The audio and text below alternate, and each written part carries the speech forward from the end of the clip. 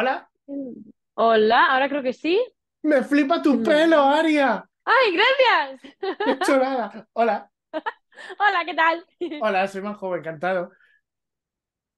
Ah, Nada, muchas gracias por tenerme aquí, qué guay. ¿qué va? Gracias a ti por tener este rato conmigo. Me hace muchísima ilusión hablar contigo. He pensado, ¡buah, tía, qué peliculón! ¡Qué guay! Va, primero de todo, ¿cómo estás? ¿Cómo te va la vida? ¿Todo bien? Muy bien, la verdad que muy bien, estoy muy contenta. Tengo mogollón de trabajo, con lo cual me hace dormir poco y descansar poco, pero tengo mucha alegría en el cuerpo, así que muy bien, muy feliz. Felicidades por el trabajo. Muchísimas gracias, de verdad. Jo, qué guay. ¿Suele ser habitual que tengas mucho trabajo? Lo digo porque yo conozco a algunos actores que de un proyecto a otro pueden estar mucho tiempo sin encontrar nada. Sí, de hecho, o sea, lo normal es que vaya un poco como a etapas y creo que es una de las cosas más importantes que tenemos que aprender a gestionar los que nos dedicamos al arte en general. En mi caso, la parte que yo más conozco es la de interpretación, la de actriz, y es que hay etapas en las que tienes mucho trabajo y etapas en las que no. Y hay que tener como muy claro que eso no significa ni que tengas más talento, ni que lo merezcas más, ni que lo merezcas menos, ni tal, sino que es que uno no depende, de uno mismo no depende tener trabajo, no, depende de los proyectos que salgan, depende de que se acuerden de llamarte a ti, de convocarte a ti para el casting. Entonces, pues la verdad que sí, o sea, yo he pasado etapas en las que he tenido un proyecto cada 2 años o un proyecto cortito al año, y ahora estoy teniendo una racha maravillosa en la que estoy teniendo como actriz 2 proyectos grandes al año, más tengo bolos como bailarina. Tengo también la parte musical que ahora también la estoy investigando, tengo un tema con una amiga, tengo también la parte de escritora. Entonces, bueno, como que tengo varias cosillas que si no estoy en una cosa estoy en otra, pero siempre estoy liada al final. Ahora entiendo que me digas no puedes dormir. Sí, la verdad que cuando tengo tiempo intento dormir mucho para poder descansar la cabeza y el cuerpo, pero lo normal es que tengo que sacrificar un poco de sueño al día porque si no, no tengo vida. Claro, Entonces, sí, sí. wow. Pero bueno, muy feliz. No, no. Felicidades por todo lo que haces, qué guay. Muchas gracias. Permíteme que termine este primer bloque preguntándote si en algún momento tú como no actriz, sino como persona te ha pasado eso de haber hecho algún casting, no haber salido bien y que tú mentalmente te hayas sentido que, hostia, es que no soy tan buena. No sé si alguna vez te has presionado en ese sentido. Uf, alguna vez, bueno, me ha costado mucho tiempo entender que el hecho de que me dijeran que no significaba que yo no fuera buena en mi trabajo ni que yo no mereciera ese papel. Significa que la energía que necesitan que tenga el personaje no es la misma que yo les puedo dar. Esa es la única razón por la que no me salen los castings que a mí me gustaría que me salieran, ¿no? Y de hecho hay un proyecto para el que yo hice el casting que yo estaba súper ilusionada y yo sentí que había hecho un casting maravilloso, que había sido, la energía había fluido súper bien, que todo había ido perfecto, y de repente no me dieron el papel y fue como, bueno, no lo puedo entender, no sé qué he hecho mal, tal, no sé qué. Y gracias a que no me dieron ese papel, yo pude hacer Hermana Muerte. Si a mí me Uh, hubieran dado ese papel, yo no hubiera podido hacer la película porque coincidían en rodaje. claro. Entonces fue como un no, que en un principio me dolió como mogollón, en plan, "Jo, es que este personaje me encanta, me hubiera encantado hacerlo, tal". Pero es que gracias a eso he podido hacer Hermana Muerte, que ha sido como infinitamente mejor, tanto el arco del personaje como el proyecto, como, o sea, el equipo que conocí a Paco Plaza. O sea, me parece un lujo haber conocido a Paco Plaza, con lo cual es como, mira, haber sacrificado cualquier otro proyecto con tal de hacer este, que me ha encantado hacerlo, que me encanta conocer a Paco, es como creo que han merecido la pena que me hubieran dicho que no en cualquier otra cosa. Pero Aria, te quería preguntar, tú, es que te veo en la película y te veo como más compungida, mucho más interna, con unos debates mentales muy grandes. Digo mentales porque tu cara expresa todo ese dolor, ese sufrimiento, esa cuestión que está todo el rato encima de la película. Y es que te veo ahora hablar y es como todo tranquilidad, todo naturalidad. ¿Cómo te preparaste ese casting para que no viésemos a esta área y estuvieses como compungida, dolorosa, con traumas? Pues sí, sí, sí. A mí me pasa que desde muy pequeñita siempre me han dicho, qué dramática eres, qué dramática eres, ¿no? Es como algo que es lo que siempre me ha acompañado en toda mi infancia y mi adolescencia. Y es algo que durante mucho tiempo he pensado que era algo malo. O sea, ser tan empática con el dolor era como algo malo, ¿no? Entonces, afortunadamente, o no supe o no quise cambiarlo, y eso es una de las bases que hace que yo pueda dedicarme a lo que me dedico y que a la gente le guste mi trabajo porque al final soy muy empática con el dolor ajeno. Entonces, claro, cuando a mí me llega el papel del personaje de Narcisa, que además era en una peli de terror, que yo soy muy asustadiza, muchísimo, lo paso muy mal con el terror, y yo no había visto una peli de terror en mi vida, y de No, repente me llega esto, jamás había visto una peli de terror. O sea, yo no, había podido ver nada, cosillas para demostrarme a mí misma que no me gusta y que yo no puedo verlo. O sea, soy una persona que sufre ataques de pánico. O sea, no es que yo diga, ay, es que me asusto y ya. No, no, no. O sea, es que si yo me asusto a ciertos niveles, mi cerebro entra, se colapsa, entra en pánico y me da un ataque de pánico, me da taquicardia, hiperventilación, gritos, me llega a dar tipo convulsiones, o sea, entro en pánico, pienso que voy wow, a morir. Entonces, eso es muy fuerte, lo paso muy, muy mal. Entonces, claro, cuando me llega este papel fue como, digo, ¿en qué momento hago un casting para una peli de terror? Dios mío, digo, yo pensaba que no me lo iban a dar y de repente me lo dan y digo, por favor, digo, ¿cómo voy a defender esto haciendo bien mi trabajo, pero sin pasarlo mal yo? Digo, Dios claro. mío, ¿cómo lo hago? Y entonces compartí con Paco todas las dudas y todos los miedos del mundo mundial que yo tenía. El primer día que lo conocí lo avasallé a preguntas y a decir, Dios mío, ¿cómo puedo hacer esto, Paco? Por favor, que yo no sé cómo voy a hacer esto. Y, y sí que me dijo, mira, una frase que me acompañó todo el rodaje y fue como mi mantra de decir, vale, esto es lo que ocurre. Tu personaje no sabe que está en una película de terror. Es decir, tú como actriz lo que tienes que trabajar son las preguntas pertinentes de la mochila emocional del personaje, cuáles son sus miedos, qué le ha pasado en su infancia, cuáles son sus obstáculos, cuáles son sus metas, es decir, todo ese tipo de preguntas, cuál es el vínculo que tiene con el otro, cómo se defiende en el mundo, cómo se comunica, decirte las preguntas básicas de un trabajo de personaje. Y luego el terror viene en otras cosas, viene en el tipo de plano, viene en el silencio, en la música, en el susto, en el no saber, en la sorpresa, vienen muchas cosas, pero en la interpretación tiene que haber el arco de personaje y puntualmente va a haber algo que tú puedas hacer extra para que brille un poco más el miedo o el susto o el jumpscare en esta secuencia en particular, chimpún, pero no hay un trabajo muy diferente al trabajo de personaje o cualquier otro Claro. género. Entonces, claro, cuando a mí me llega este papel, que era como súper diferente, ¿no? Y había algo como que me entraron unas inseguridades de la leche, y ya poco a poco fue como, vale, que esto es así, vale, vale, venga, va, pues entonces ya como haciéndolo poco a poco, pero en principio, claro, tan alejado de mí, y sobre todo pues en un contexto histórico que yo no he vivido, en un contexto religioso muy fuerte que no solamente no he vivido yo, sino que no tengo a nadie de mi entorno que haya vivido, pues había algo de tener miedo de no tener las herramientas para enfrentarme a algo así. Claro. Pero al momento en el que un personaje está bien escrito y la historia está bien escrita, creo que es muy difícil no encontrar puntos en común emocionales con el personaje. Entonces, el contexto de fuera era muy diferente al de Narcisa al mío, pero el contexto de dentro, el crecimiento emocional, las dudas, los miedos, todo eso, llegué a encontrar muchos puntos en común, con lo cual me hizo mucho más fácil saber por dónde tirar a empezar a trabajar el personaje. Dicho esto, hay una cosa que me ha llamado mucho la atención, es todo ese miedo al género del terror. Ujú. ¿Qué era lo que más te apetecía a la hora de participar en esta película? Entiendo que, no sé, a mí, por ejemplo, me dices, me voy a vestir de hábito y digo, wow, me siento como en Sister Act y me pongo con la túnica arriba. La, uh. Exacto, me vuelvo a hacer, yo lo haría. Entonces, ¿qué era lo que te llamaba la atención de esta historia para que tú, Aria, dijeras, wow, me cargo los miedos, voy a hacerlo?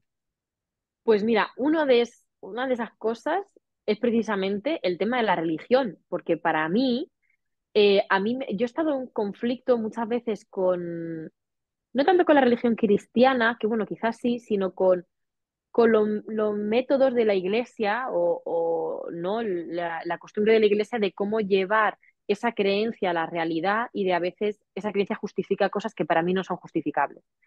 Entonces, yo he estado en conflicto con la religión cristiana mucho tiempo y era como había algo de que me provocaba mucho rechazo, también porque no la entendía y creo que lo que no se entiende da miedo y da rechazo. Entonces había algo de yo no entendía cómo una persona refugiándose en esa fe ciega en algo se justificaba para hacer cosas, ¿no? Entonces había algo de, "Uf, no lo entiendo, no lo entiendo", y yo decía, jo, qué oportunidad más guay para poder indagar en esto, poder entender bien cuál es la situación, no de todos, porque es imposible, o sea, me parece muy ingenuo generalizar, pero sí, bueno, de este personaje en particular, de por qué piensa que darse a la fe es una buena opción, qué es lo que le ha pasado en su vida, cuáles son sus miedos y cuáles son sus objetivos de vida para pensar que este es un buen camino para conseguirlo. Entonces, wow, me pareció un reto muy guay, me apetecía muchísimo y efectivamente me ha hecho estar mucho menos en conflicto con la religión y entender muchas cosas, decir, ah, claro, es que esto realmente es por esto, es que claro, esto es lo que se decía o lo que se hacía o los miedos que había en este momento y obviamente el refugio estaba aquí. Eh, Entonces era como entender muchas cosas. ¿Te puedo preguntar, Aria, por ejemplo, si me puedes dar un ejemplo concreto de algo que tenías en tu cabeza y que has podido resolverlo después de este puzzle, de este rodaje? Por ejemplo, la base absoluta es por qué una persona es capaz de creer que encomendarse a una causa eh, intangible tiene Sí, más sentido que ser libre. vale, Es decir, cómo en este caso una chica, una mujer, cree que es buena idea ponerse una ropa que únicamente muestra la esta cara, parte de ti claro, y las manos no se ve nada más. O sea, pasas de ser un ser humano a ser una figura con rostro, pero ya no eres un cuerpo, ya directamente físicamente estás censurada.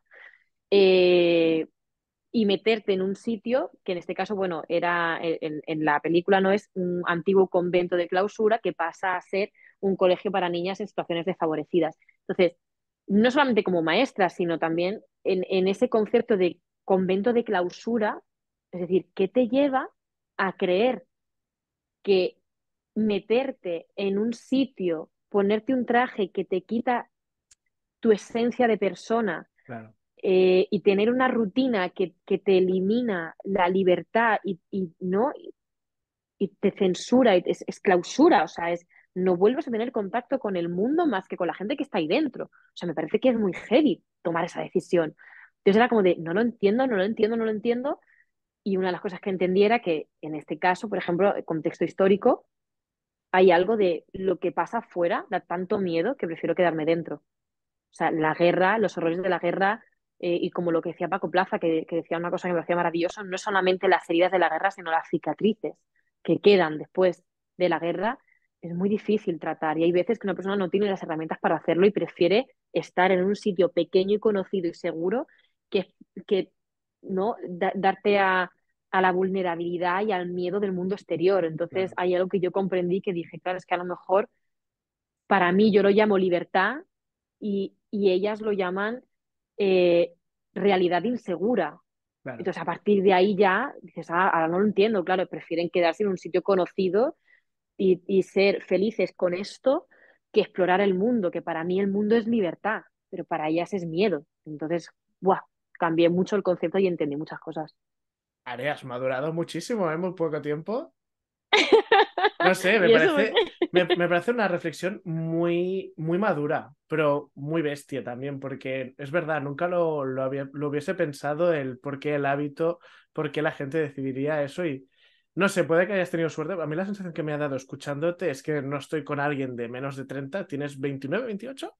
28, sí. Claro, yo tengo 30 y me das la sensación de que estoy hablando con alguien de 10 años más. Digo, hola, cuánta experiencia y sabiduría en tan poco, no sé, en 28 años. No sé, nunca lo he llegado y, joder, me parece muy guay. Yo creo que también por mi profesión y por mis inquietudes con las que he nacido Sí, y las que la vida me ha enseñado que tiene sentido que tenga, es una persona que analiza mogollón el comportamiento humano. O sea, yo es una persona que eh, intento no hacerlo mucho porque a veces me corta de estar presente en la vida, ¿no?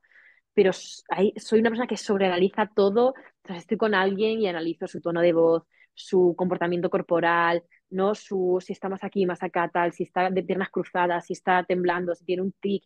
Hay algo de, intento averiguar si esa persona está cómoda conmigo o no, si el tema de conversación va a sentir cómodo o no. Y a partir de ahí también hay un ejercicio maravilloso, no sé si, ya no recuerdo, pero hace tanto tiempo, que no sé si me lo dijo un profe de interpretación o lo leí en internet, pero era una cosa maravillosa a nivel intérprete de sentarte en un centro comercial y ver la gente pasar.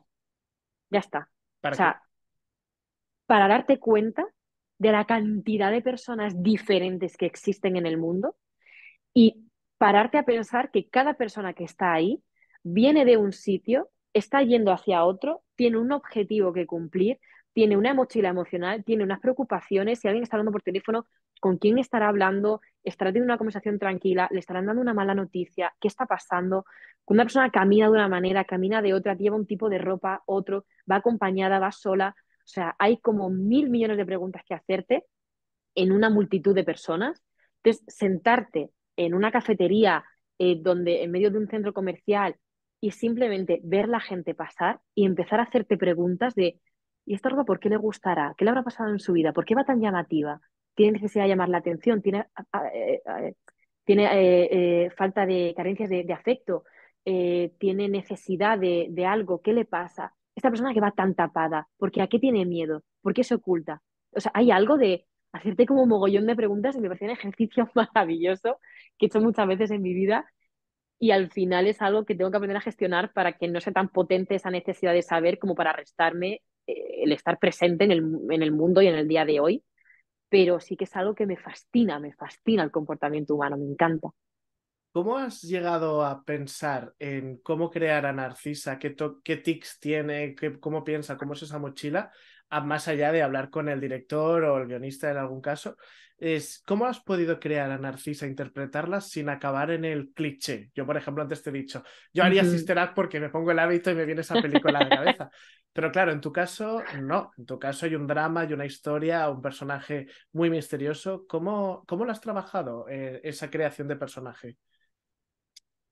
Pues entendiendo que la primera fase de trabajo de personaje fue encontrar desesperadamente puntos en común porque aparentemente había algo que me sentía como muy alejada de ese personaje y entonces empezar a indagar en su mochila emocional y encontré puntos en común muy fuertes de decir, es que esto es lo que a mí también me ha pasado, es que yo también me he sentido así, es que yo también he tenido que transitar por esto y es por principalmente el que la gente te encasille o te presuponga en un lugar solo porque en un momento de tu vida has dicho o has hecho o has estado de tal manera. Y eso ya te condena el resto de tu vida a ser y a hacer lo que la gente espera de ti. Entonces, eso de espero esto de ti y si no me lo das me decepcionas, entonces me siento obligada a hacerlo porque no quiero decepcionar a la gente, esa necesidad de no decepcionar, me parece que es algo que tenemos en común muchos seres humanos. Y a partir de ahí fue como empezar a trabajar en la parte emocional y darme cuenta de que el hábito, el convento, el terror a nivel cinematográfico era un contexto, la parte histórica era un contexto que podría ser de cualquier otra manera, pero mi trabajo y lo que yo podía hacer para aportar a este proyecto, para que este proyecto fuera bueno y tuviera sentido y a la gente le pudiera gustar, era trabajar en todo eso. Es decir, ¿cuáles son los miedos de este personaje? Y darme cuenta de que tenemos unos miedos muy parecidos y cuando en un principio para mí el reto era encontrar esos puntos en común, cuando los empecé a encontrar de forma tan bestial, pasé como a una segunda fase de reto de decir, vale, ahora tengo que intentar no llevarme este dolor a mi casa porque estoy encontrando tanta conexión y tanta, o sea, tanto entendimiento y tanta empatía con este personaje que necesité alejarme un poco también por decir, ostras, que me lo estoy llevando a mi casa. O Claro. sea, estoy, todavía hay algo de que a veces cuesta apagar ese interruptor después de trabajar y también es necesario apagarlo, muy necesario. Seguramente esta pregunta te la habrán hecho, pero ¿qué tal es trabajar con Paco Plaza? ¿Cómo es la dirección? Mira, para mí, yo entiendo la interpretación y la dirección ¿Sí? eh, como un idioma. Es decir, creo que el arte es un lenguaje que tiene distintos idiomas. Y dentro de cada idioma, cada persona tiene un acento, por así decirlo. Entonces, creo que una persona puede ser muy buena en lo que hace, pero si no comparte idioma con el compañero, hay algo de que, aunque el otro también sea buenísimo en lo que hace, hay algo de Sí. disonancia y que no combina. Y que es difícil sacar un trabajo adelante cuando no hablas el mismo idioma, ¿no? Me pasa con Paco que desde el día -1 me di cuenta de que Paco y yo hablamos exactamente el mismo idioma, exactamente con el mismo acento. O sea, hay algo de conexión brutal que yo le planteaba como millones de miedos y de inseguridades y de madre mía, no sé cómo hacer esto, tal, no sé cuánto. Y me dijo, vale, tranquila, tranquila, vamos a hacerlo poco a poco. Venga, pum, pum, pum, pum, pum. Y yo como, vale, vale, vale. Y era como, sentía que él se tomaba súper en serio mis inseguridades, no las ninguneaba, pero se las tomaba en serio para ayudarme a darme cuenta de que no tenían sentido tener esas inseguridades, ¿no? Claro, Entonces me parece que Paco, como director en general, director de proyecto, que hay que dirigir muchos departamentos, me parece increíble como director, pero además en su faceta de director de actores, me parece sublime la forma que tiene de dirigir actores, de cómo es uno de los pocos directores que yo me he encontrado hoy por hoy, porque es muy común encontrarte directores, directoras que tienen tanto trabajo, tienen tantos departamentos sobre los que tomar decisiones, que centrarte en uno es complicado. Entonces hay veces que el trabajo de personaje es más por el intérprete que por el director, y el director te dice, vale, por aquí sí o por aquí no, pero no te dice por aquí, es de ante lo que tú me dices, te digo sí o no, pero no te propongo yo. Y a partir de claro. ahí muchas veces que se hacen personajes súper interesantes, ojo, ¿eh? Pero Paco me parece que es una persona que dice, vale, ¿cómo ves el personaje? Y se puede escucharte. Y yo así, asado, tal, creo que le pasa esto, lo otro, ta, ta, ta, ta, ta, ta, ta. Y es como, efectivamente, le pasa esto, le pasa esto, le pasa esto otro. Esto no lo había pensado, pero me parece que da un toque increíble. Vamos a meterlo. Vamos a hacer, o sea, hay algo de una conversación sobre la creación de personaje. Y Claro. a la hora de estar en set, me da dos claves, dos palabras, una frase, una palabra, un adverbio, y hay algo de volar. O sea, siento que con Paco es volar. Pregunta rápida y tonta que me acaba de venir a la cabeza. ¿Has visto la película después de todo? Lo digo porque como no has visto películas de miedo, Sí, sí, sí, la peli Hermana Muerte. Es decir, que la primera vez que la vi, porque la he visto ya unas cuantas veces, sí, la primera vez que la vi hubo un par de momentos que hice así como para taparme los ojos porque no quería ver esa escena, porque me daba miedo. Porque al final tú sobre el guión ya sabes lo que va a pasar, en el set has estado, sabes lo que va a ocurrir, pero los efectos especiales, el sonido, la música, el no tal, la todo eso ves. no lo sabes. Claro, La primera vez que lo ves no lo sabes. Entonces había algo como de, ay Dios mío, que ahora va a venir esto, no sé si quiero mirar. sí. Entonces sí que hubo un poco de impresión la primera vez y luego ya es un poco eso, cuando tu cerebro ya entiende lo que está pasando, ya sabe lo que va a ocurrir, cómo va a ocurrir, el tempo, todo, ya el miedo en sí se va. A lo mejor te puede quedar un poco la impresión de la imagen, porque la imagen puede ser muy potente, pero ya el miedo se va. Claro. Entonces la primera vez fue un poco, uy, con un poco de vértigo y de miedillo a pasarlo mal, pero que va, luego ya a partir de la segunda vez ya he visto todo absolutamente y también hay algo de que cada vez que la veo un matiz diferente, no solamente en escenas en las que esté yo, más bien al contrario, en escenas que yo no estuve, que yo no trabajé, las trabajan otras compañeras, decir, ostra, claro, es que esto es lo que le pasaba a su personaje, es que este es el miedo que tenía, es que este era su objetivo, esto era lo que quería conseguir, entonces hay algo de, cada vez que la veo, siempre hay algo nuevo que aprendo. Qué guay. Estas son preguntas fetiche, es decir, preguntas que Vale. cualquier persona que haya visto la película le apetecería saber de ti. ¿Cuál ha sido la escena más complicada de rodar por A o por B, la que tú recuerdas como la que no salía, no salía y te faltaba algo? O los efectos especiales eran demasiado complejos y no salía por los efectos especiales, lo que sea.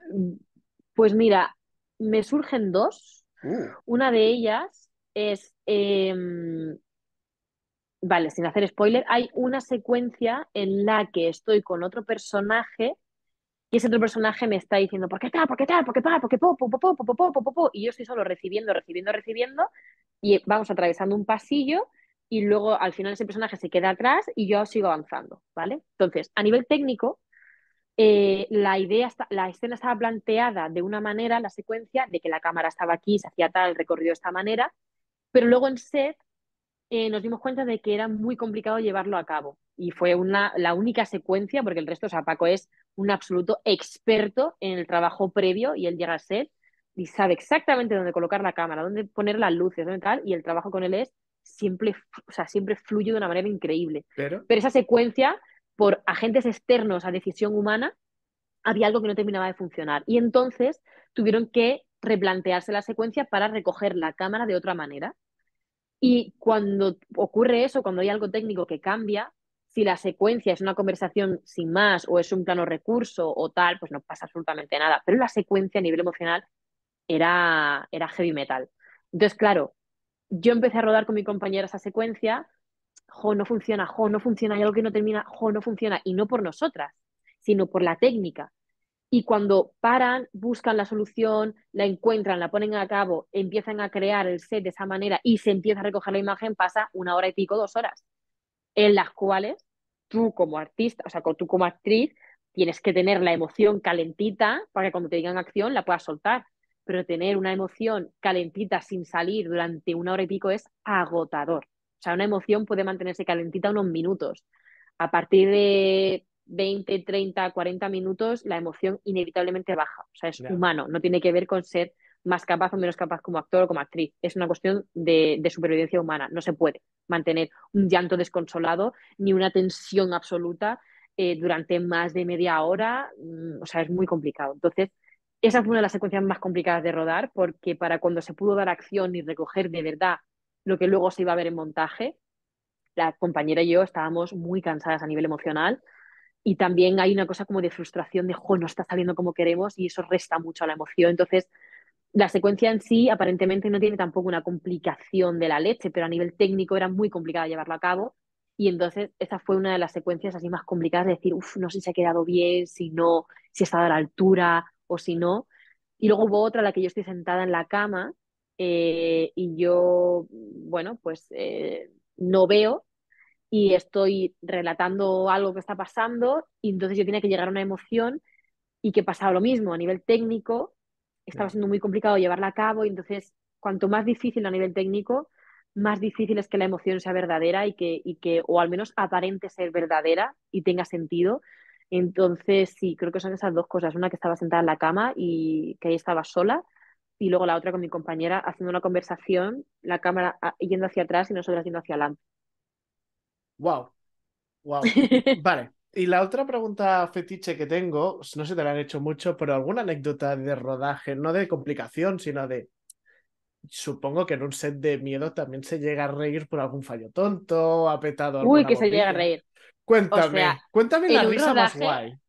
En un rodaje de terror llega a ser muy divertido. Mira, una de Vale. las cosas que no se me olvidan es que hay una secuencia en la que una compañera tenía que hacer como que, bueno, esto no es spoiler porque esto sale en el tráiler, pero hay una compañera que es que de repente no tiene ojos, ¿vale? Entonces, cuando tuvimos que rodar esa secuencia, tú luego ves la imagen y dices, wow, es potente, ¿no? Pero en el set de rodaje, esa compañera hace 2 minutos estaba tan normal, hicimos la secuencia completa sin ninguna cosa, sin nada extraño, y cuando llega el momento en el que ya tiene que no tener ojos, el equipo de maquillaje le maquilla todos los ojos negros, en plan como tipo antifaz, que parecía un mapache.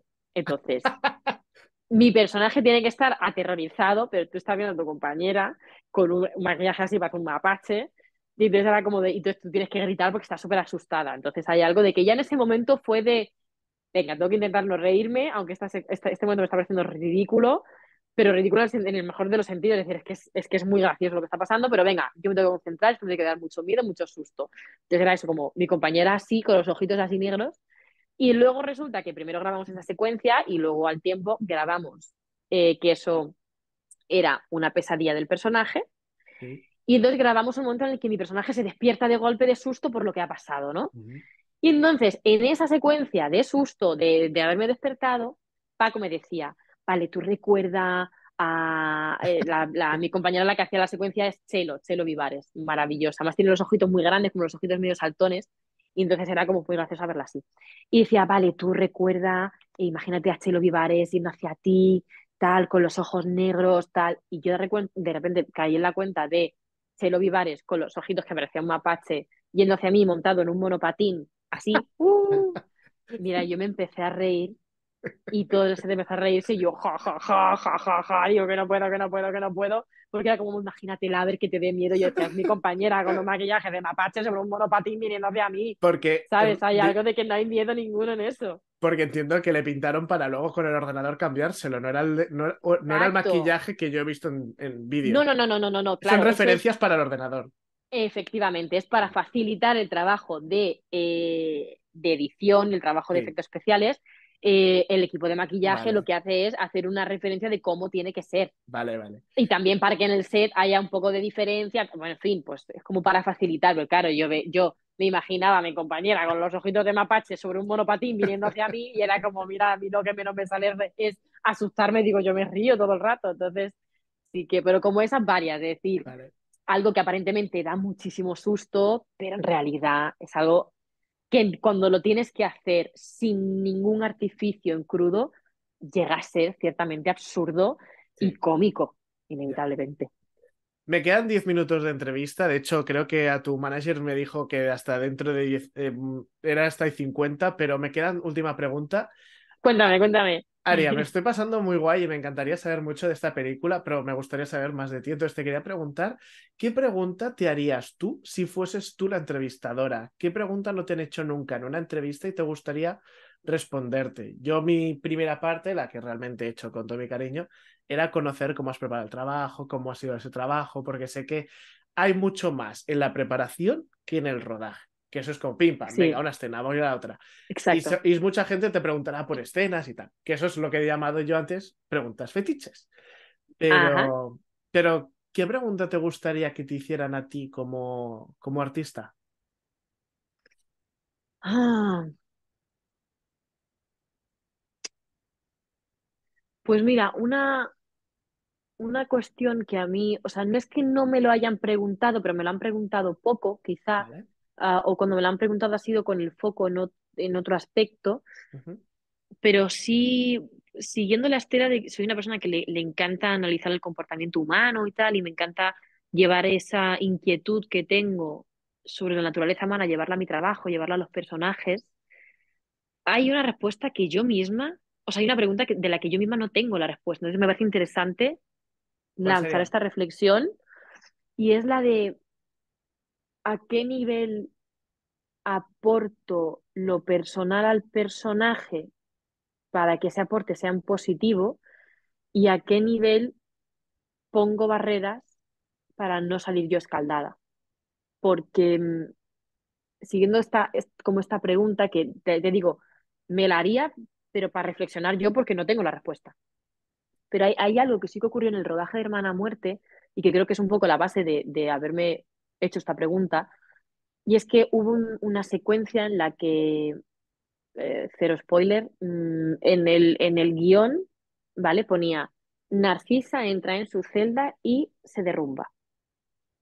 Eso era todo lo que ponía en el guión. Entonces, en el momento auge emocional del personaje, hay un momento en el que Narcisa entra en, que ya me parece muy heavy, que su habitación no se llame habitación, se llame celda. Eso ya también es un tema de conversación muy largo. Pero que entre en su celda y se derrumbe, hay algo de esa secuencia la rodamos a más de medio rodaje, en plan, que tocó casi más hacia el final, y a Paco y yo ya nos conocíamos mucho cómo trabajábamos, y él conocía cómo trabajaba yo y me dijo, mira, voy a poner la cámara aquí, vamos a hacer el plano general, vas a hacer lo que tú quieras, y en función a lo que tú hagas, vamos a determinar dónde ponemos el plano corto, y hacemos una o dos tomas de plano general, una o dos tomas de plano corto, y se acaba esta secuencia. Fue como, vale, y yo estaba súper calentita con la emoción ahí, ratatatatata, hacemos el plano general y dijo, vale, está de puta madre, dice, lo que pasa que es una putada, pero necesito que termines un poco más aquí que un poco más allá, porque por interés dramático necesito que esté así. Vale, genial, la repetimos, pum, acabo donde me dice, vale, perfecto, tenemos el plano general, vamos a hacer el plano corto. Y en función a eso, pon el plano corto en un punto y el plano corto, yo estaba tan metida en personaje que sin darme cuenta, me autoprovoqué un ataque de ansiedad. Y cuando Paco Plaza dijo corten, yo no supe cortar. Claro.